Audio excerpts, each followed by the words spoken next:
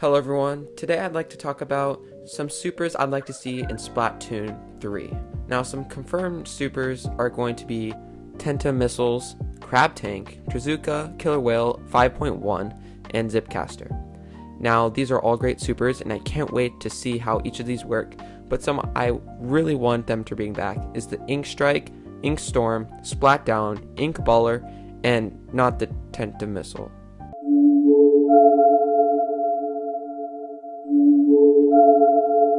Because that one I have some rough memories.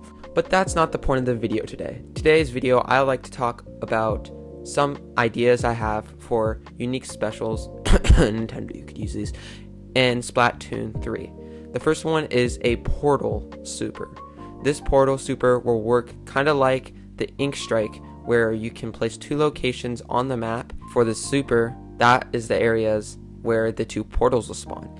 And these portals kind of work like whirlpools, where you get sucked into them and then you get shot back out of the other one. This would be great for super fast transportation, and it would probably last around a minute. My next idea is an Iron Man suit, except it wouldn't necessarily be Iron Man, copyright reasons. So this suit would work by shooting you up in the air, kind of like Splashdown or the jetpack, but instead of you just, doing what those two specials do, you aim a giant laser all around the ground. So it's a continuous stream for, I would say, about 10 seconds. My third super is Ink Repellent. Now this will work like Shark Repellent. It repels sharks. But instead of sharks, it actually makes it so you can swim, walk, and do anything on any territory's ink. This way you can swim through enemies' ink and make them think it's their teammates, when in reality it's actually you sabotaging. Now this super will last for around 10 seconds because a whole game being able to swim in any ink is kind of overpowered. But the downside of this is that your squid size will be a little bigger, not necessarily as big as the Kraken, but there will be a lot more splashes and kind of obvious to the other team, so it's not as overpowered as it would be if it weren't that way. My fourth super I'd like to talk about is rocket riding. Now this is you riding a rocket and then crashing into the ground. You're able to ride this rocket for about 10 seconds, but once the rocket's time's up, it'll just go straight down. Because of this, you have to be strategic about where you're going to place this rocket and how long you're riding it.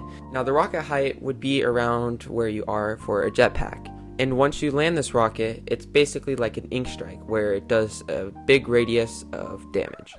But the only problem with this super is that people will be able to shoot either you or the rocket, and if they shoot the rocket, it will blow up and it would still land ink on the ground, but it wouldn't be as effective if you were able to land it.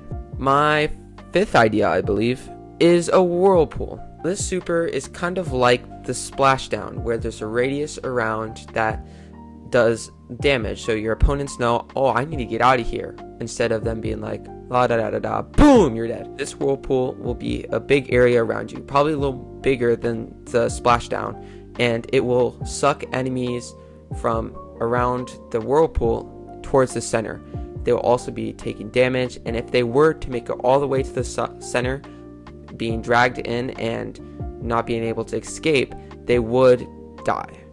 Ink can actually cover the Whirlpool, but you're able to launch yourself out by jumping to another teammate or your home base, which might sound easy, but it moves fast and you might not have enough time if you are near the center of the Whirlpool.